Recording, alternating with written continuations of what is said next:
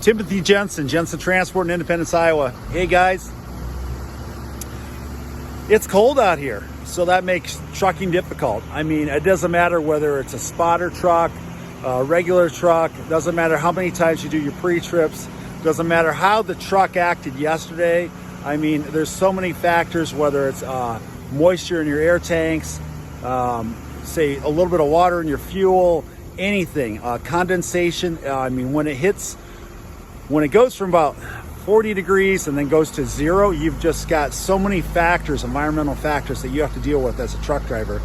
You really do have to be prepared for that. Give yourself extra time. Snow is one thing, but when it gets to zero, that's a different thing entirely. Once you hit zero, it really doesn't matter whether it's 10 below or 20 below or 30 below.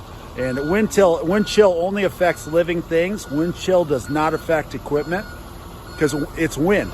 It's not a temperature change, but cold affects equipment. So it's a big deal out here for these guys like ourselves or any other truck drivers, anybody out working outside today, like those gentlemen behind me.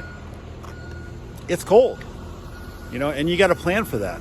And we do plan for that here, but there's so many things that are outside of your control, and you just kind of got to let them go, and you got to deal with them the best you can. And the best thing you can do is have a good team, have a good shop, have a good maintenance program. Even as a driver, drivers need to have their own tools. You never know what you're going to need. Anything from, you might have a hose that shrinks today and cause a radiator leak. So you might have a little bit of antifreeze leak.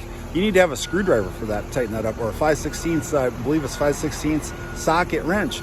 You might need a crescent wrench. You might need Gorilla tape. You might need a lot of stuff, but you got to plan for that. Hey, have a great day out there. Weather should be warming up soon, but when weather warms up too, brings the precipitation. So have a great day. Take care.